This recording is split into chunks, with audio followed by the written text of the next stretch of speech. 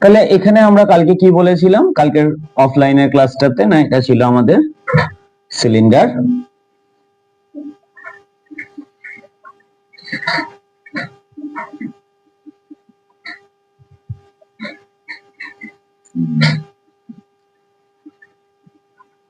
কালকের ক্লাসের ফটোটা এর সাথে আমরা অ্যাড করে দেবো এই ভিডিওটার সাথে। এই যেখানে আমরা এটা ড্র করছি পুরো বোর্ডের আগে, যতক্ষণ লাগছে লিখতে সেই সময় এই পেজটাকে আমরা দিয়ে দেব, আর এর এলাবোরেশনটাও চলতে থাকে, এডিটে দিয়ে দেবো।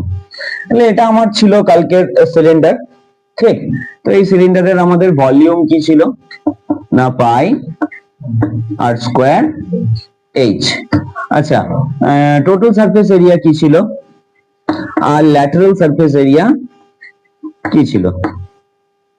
তো ল্যাটারাল সারফেস এরিয়া আমরা কি বলেছিলাম না, এরকম করে যদি একটা সুতোকে এর মধ্যে থেকে এরকম বাঁধতে হয় তাহলে এটা কি না, এর পেরিমিটার, তাই তো? কি এটা পেরিমিটার। আর কতগুলো পেরিমিটার আছে? এরকম যতটা হাইট আছে। Very good. তাহলে এটাতে কি হলো, এটা হচ্ছিল ল্যাটারাল সারফেস এরিয়া 2 পাই আর এইচ, ল্যাটারাল সারফেস এরিয়া।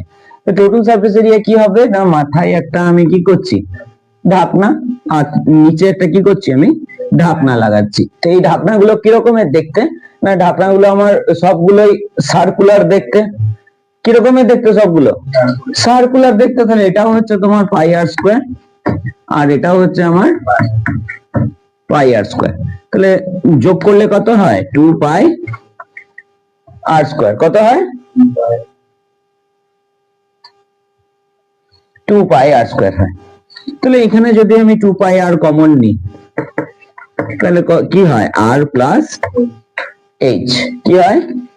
আর প্লাস এইচ। এইটুকুনি হয়, এর বেশি কিছু কি হয় না।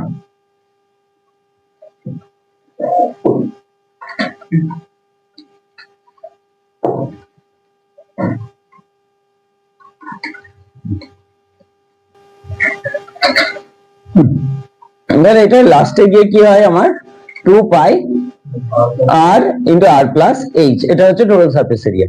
এবার কালকে আমরা এটা একটা বলেছিলাম যে যদি আমি এই সিলিন্ডারটাকেই এইভাবে যদি দুটো পার্টে আমি কাট করে দিই তাহলে এই সিলিন্ডারটা তখন আমার ভলিউম, এই কোণ হয়ে যাবে, আর কোণটার আমার ভলিউম হয়ে যাবে 1/3 পাই আর স্কোয়ার এইচ।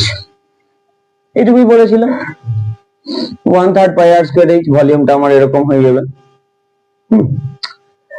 ভলিউমটা এই 1/3 আমার কেন হলো না, এই পার্টটা, এই যে এই পার্টটা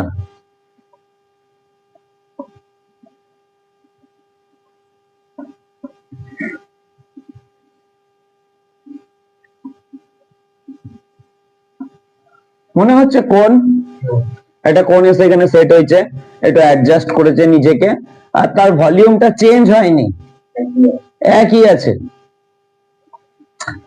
এটা দেখে মনে হচ্ছে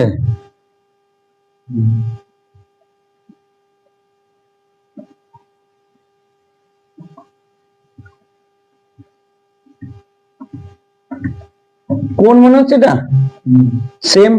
তো সেই জন্যই এটার ভাববে না যে এই পুরো ফ্ল্যাট পোর্শনটা আছে এটা 1/3, এটাও 1/3 আর এটাও 1/3। तो देखे এটাকে মনে হচ্ছে এতটা বড়, তাই না? এটা देखने से क्या लग रहा है, ये इतना बड़ा है, ठीक। और ये इतना छोटा पोर्शंस को आप बोल दिए हैं 1/3, इतने छोटे पोर्शंस को आप बोल दिए हैं 1/3, ठीक। তাহলে এটা হচ্ছে 2 পাই আর ইনটু আর প্লাস এ। এবারে এটা যে 1/3 হলো, সেই 1/3টা হলো কি করে দাও, ওটা আরেকবার দেখি। কত সুন্দর তোমরা কালকে ভাঁজ করে দিয়েছিলে, হ্যাঁ না? ওই যে কালারিং পেপারটা আছে, ওই ভাঁজ করা পেপারটা যেটাতে দাগ দেওয়া ছিল, ওটা নেই না? ওটা বিশ্ববোধ হয়েছে, দেখলে দাঁড়িয়ে সকালবেলা আসতে পারলো না। এই জন্যই আমি কারোর জিনিসের কিছু কাউকে করে দিতে চাই না, একটা এই জিনিসকে আমরা 5 বার করে খাটাবে। তো ফার্স্ট এটাকে দেখো, আমি যদি রোল করি একটা এরকম, তাহলে এটা তৈরি হলো আমার সিলিন্ডার, ঠিক। এই যে রোলটা করলাম, এটা হচ্ছে আমার সিলিন্ডারটা তৈরি হলো। এটাকে যদি আমি এখন পেস্ট করে দিই কোনো কিছু দিয়ে, গাম আছে দেখো, এই যে গামটা দাও তো।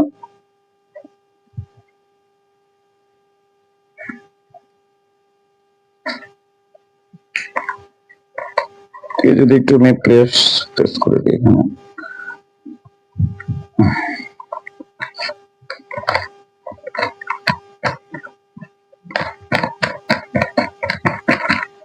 এই সিলিন্ডারটা তৈরি হলো আমার।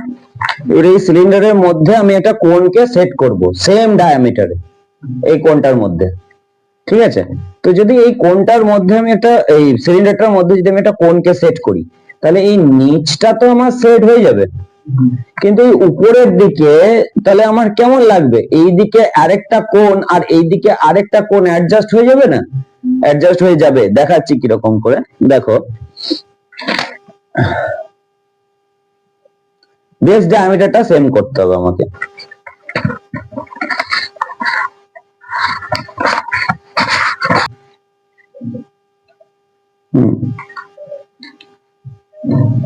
তলাটা মুড়িস না, তলাটা অমনিই থাক।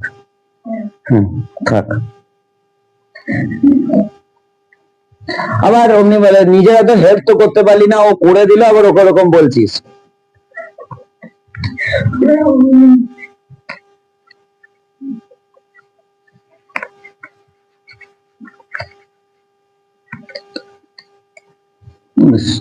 এইটুকুনি আমাদের কাজ। এটার জন্য কেন কাজটা বন্ধ করে রাখা, তাই না?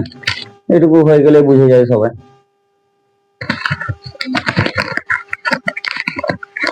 তো খুল গিয়া, ভালো করে দিয়েছি।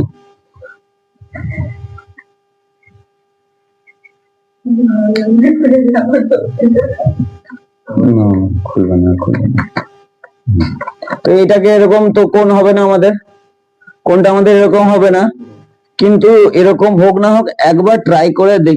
এটা সাইডের কোণটা, ঠিক আছে? সাইডের কোণগুলো যেগুলো অ্যাডজাস্ট হবে সেগুলো এরকম থাকবে, ঠিক আছে? মানে এই যে আমি এটার কথা বলছি, এরকম। তো দেখো এটা বড় হয়নি, এটা বড় হয়নি, হ্যাঁ সেমই আসছে না?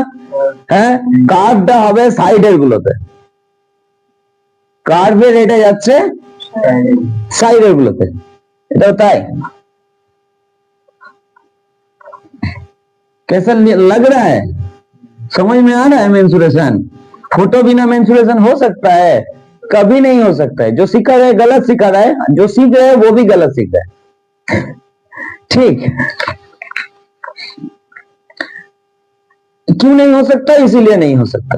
अब इसको तेरे मेरे को ठीक कर देते हैं थोड़ा। ये कैसे ठीक होगा? ये मेंसुरेशन में ये जो कोण है इसका बेस क्या है? ऊपर खबर है, लेकिन ये भी सिमेट्रिक ही है एक। ये ठीक कैसे होगा? जब ही इस एंगल से आप परपेंडिकुलर ड्रॉप डाउन कर दोगे तो वो बेस परपेंडिकुलर हो जाएगा और डायमीटर एकदम अच्छे से सर्कल बनेगा, है ना?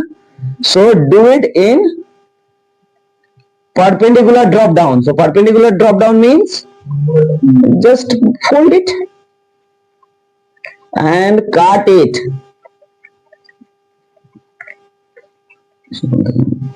সকাল থেকে কাঁচি টাইচি নিয়েই বসে আছি। ওয়েট, क्यों?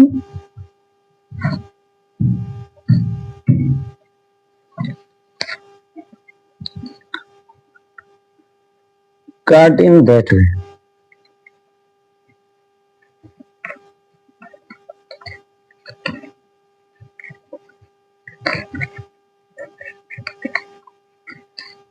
अरे काटता क्यों नहीं तुम? ठीक से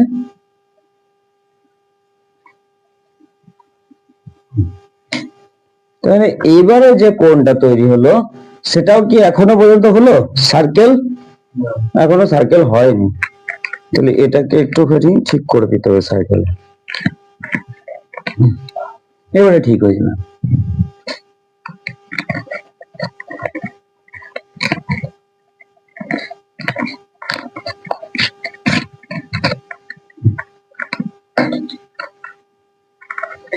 এবারে এটা দিয়ে যদি আমি বেসটাকে যদি সেম করি, এর বেসটা আর এর বেসটা,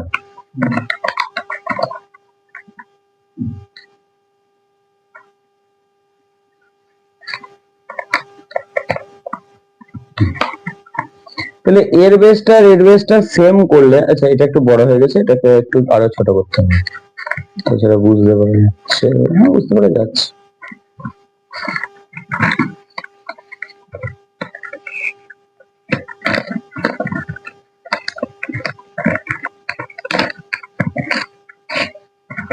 তাহলে এই যে কেটে ছোট করছো, এটা কি করছো?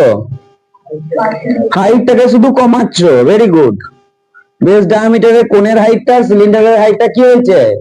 সেম হয়নি। সেম হয়নি বলে তুমি এটাকে সেম করছো, ব্যাস এইটুকুই, আর কিছু না। চলো এবারে হয়ে গেল সেম, এবারে সেম হয়ে গেল, বাট এবারে সেম হওয়ার পরে আমাদের কাজটা হচ্ছে এইটুকুনিকেই বোঝা যে, দেখো ভালো করে দেখবে, এই যে এই পোর্শনটা খালি দেখতে পাচ্ছ, এখানের এই পোর্শনটা খালি, এই যে এই পোর্শনস গুলো খালি দেখতে পাচ্ছ, এখানে এই দিকের একটা স্ল্যান্ট কোণ আর এই দিকে একটা স্ল্যান্ট কোণ ঢুকে যায়, ঠিক? বোর্ডের এখানে যে দেখছো এইটুকুনি পোর্শন, এটা এত বড় পোর্শন আর এটা এইটুকুনি পোর্শন, ওইটা ওরকম নয়। এইটা যেহেতু গ্যাপটা রয়েছে, তো যদি আমি এটাকে এরকম করে স্ল্যান্ট করে দিতে পারি, একটা কোণকে যদি আমি এরকম করে দিয়ে দিই, একটা কোণের এই ভার্টেক্সটাকে যদি আমি এখানে টাচ করিয়ে দিই সিলিন্ডারের কোন একটা এক্সট্রিমিটির সাথে, তাহলে এখানে আরেকটা কোণ কিন্তু আমার ঢুকে থাকে, আরো দুটো কোণ অ্যাডজাস্ট হতে পারবে এর সাথে, ঠিক? এই কোণটা যদি উপর দিকে থাকে, তাহলে এরকম নিচের দিকে এইদিকে একটা স্ল্যান্ট আর এইদিকে একটা স্ল্যান্ট কিন্তু আমার অ্যাডজাস্ট হতে পারবে। এই 2D টা 3D, 2D বই আঁকা থাকলে বোঝা যায়, 3D না বানালে বোঝা যায় না। 3D তো আঁকা যায় না, সেই জন্য 3D না বানালে বোঝা যায় না, ঠিক? স্যার এবারে রোটেশন অফ অ্যাক্সিস, একটা টি কে, এটা কি টি নয়? এটা কি তোমার টি নয়? এটা টি নয়? একে যদি ঘোরাই, ঘোরালে তবেই ও ব্রেডটা পাবে, থিকনেসটা পাবে, তবেই সে কোণ হবে। তো টিটা হচ্ছে 2D আর কোণটা হচ্ছে টি এর 3D, যেটা রোটেশনে আসছে। সিলিন্ডার কেটে কোণ আসে না? আসে, সিলিন্ডার কেটে কোণ হয়। এই যে এটা এত বড় কেন লাগছে? যে এটা পুরোটা তুমি দেখছো, আর এগুলো সাইড থেকে দেখছো বলে ছোট ছোট লাগছে, কিন্তু মাপগুলো সব সেম, মাপগুলো সব সেম। বেশ, তাহলে তোমার হয়ে গেল সিলিন্ডারের কোণ 1/3 পাই আর স্কয়ার এইচ। এইখানে একটা জিনিস নিতে হবে, এই যে কোণের, নতুন করে কোণটাকে ড্র করি,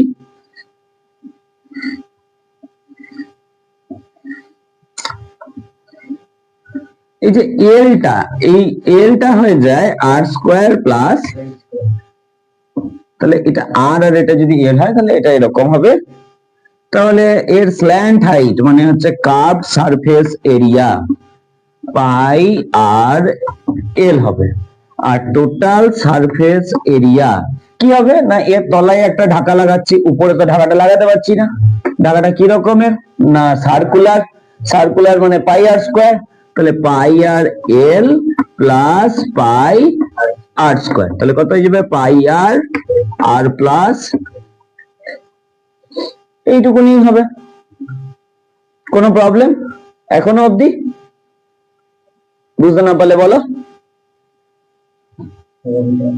কোনটা বুঝিয়ে দেবো? এইটা, এই যে কার্ভ সারফেস ছিল এই গোটাটা পাই আর, এটা কি এল কেন হচ্ছে? পাই আর এল কেন হচ্ছে? আগেরটা তো দেখলাম পাই আর এইচ হচ্ছিল, পাই আর স্কয়ার এইচ হচ্ছিল, এই এরিয়াটা আর এই হাইটটাকে মাল্টিপ্লাই করলেই আমার এর ভলিউম চলে আসছিল। এখানে পাই আর এল কেন হলো? কার্ভ সারফেস এরিয়াটা পাই আর এল। আচ্ছা, এখানে কার্ভ সারফেস এরিয়াটা হচ্ছিল, এটা কার্ভ সারফেস এরিয়া, এটা একটু ভুল লেখা হয়ে গেছে আগে পিছে, এটা হচ্ছে টোটাল সারফেস এরিয়া। এখানে কার্ভ সারফেস এরিয়াটা ছিল 2 পাই আর এইচ, তাই তো? কিন্তু এখানে কি হচ্ছে? পাই আর এল, তার মানে 2h এর জায়গায় এল বসেছে, তাই না? তাহলে 2h টা মানে সিলিন্ডারে ছিল 2h, কোন হলে হয়ে গেল সেটা L। কেন, কি করে অ্যাডজাস্ট হলো? প্রথমত তো 2 টা ছিল 2 পাই r এর পেরিমিটার থেকে, এখানে পেরিমিটারটা কি হয়েছে সিমেট্রিক ভাবে সেম আছে, আর এখানে পেরিমিটারটা কি হয়েছে সিমেট্রিক ভাবে কমেছে। এখানে সিমেট্রিক ভাবে সেম আছে আর এটা সিমেট্রিক ভাবে কি হয়েছে কমেছে। এবারে হলোর কেসগুলো বলেছি, হলোর কেসগুলো কি হয়ে যাবে না, এখানে একটা বড় আর আছে হলো সিলিন্ডারের কেসগুলোতে, একটা যেই আমার ছোট সার্কুলার রেডিয়াসে একটা তৈরি হবে স্মল আর, তখন এই volume, curve surface, total surface সব জায়গাতেই আর এর জায়গায় কি বসবে r1 মাইনাস r2। যদি স্কোয়ার থাকে তাহলে কি হবে r1 square minus r2 square, যদি কিউব থাকে কি হবে r1 cube minus r2 cube. বুঝতে পারা গেল? কোনো প্রবলেম আছে? তাহলে মুছে দিচ্ছি এটা, ম্যাথস গুলো দাও, ভলিউম, এবারে মেনসুরেশনে পুরো ম্যাথস দাও, ইংলিশ পেজগুলো আগে দাও, ইংলিশ পেজগুলো আগে করব 4 নম্বরের আর 2 নম্বরের অঙ্কগুলো, যেগুলো তোমাদের মেন আটকায়। 1 নাম্বার গুলো তোমরা করে আনবে, যা পারবে না বলবে, পরের দিন করে দেবো আবার। দাও কোনটা, উডেনটা দাও।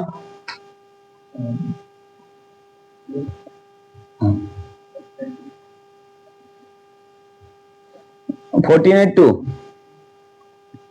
find the volume of the large solid। এই কোশ্চেনটা আবার এই বোর্ডে দেখতে পাওয়া যাবে, ঠিক আছে?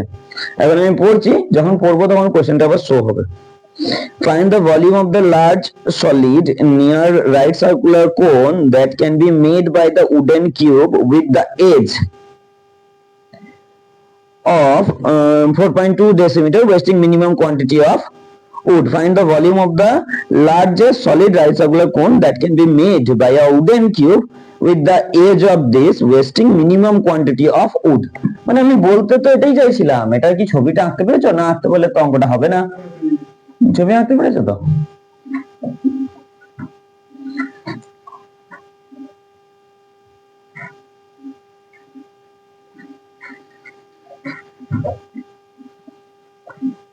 এটা কিউব বলেছে, এটা কিউবই ড্র করা হয়েছে, আমাকে তো কোনটা ড্র করতে হবে ওই জন্য ছোট করে দিয়েছি, ঠিক আছে? 2D 3D ফিগার কোনো, এই 3D ফিগার কখনো ভুল তো কিছু হয় না, ওই জন্য মেনসুরেশনে বলা হচ্ছে ছবি আঁকো। আর বোর্ড কখনো মেনসুরেশনে বলতে পারবে না তোমাকে ছবি আঁকো, কারণ এটা ঠিক ভুল কিছু হয় না। বোর্ড ছবি আঁকতে বলে দিলে তো তাকে ছবিতে নাম্বার দিতে হবে, এবার তোমাকে ঠিক আঁকবে তবে তুমি নাম্বারটা পাবে, এটা সেটা হয় না। আমি যদি একটা বইকে এখান থেকে দেখি তো বইটা কেমন লাগবে, এইটুকুনি লাগবে না? আর বইটাকে যদি আমি এখান থেকে দেখি তাহলে বইটা এখন কেমন লাগবে, স্কোয়ার প্লেটিং লাগবে। এটা ওরকম হতে পারে না, দ্যাটস ওয়াই। এবারে আমি এখানে একটা কি বসাচ্ছি, এই এজ এর জন্য এইখান থেকে এত দূর, এটা হবে আমার বেস ডায়ামিটার অফ দা কোন। হয়ে গেল, এইটাকে নেব সেন্টার পয়েন্ট, সেন্টার পয়েন্ট এইদিকে সরে হবে, সেন্টার পয়েন্ট এইদিকে সরে হবে। কেন না, কোনটাকে দেখো এইদিকে ভার্টেক্সে টাচ করিনি আর এইদিকে ভার্টেক্সকে কাট করে বার করেছি। সেন্টার পয়েন্ট, তো এই কোণের ভলিউমটা কোথা থেকে বাদ যাবে, এই শেডের ভলিউম।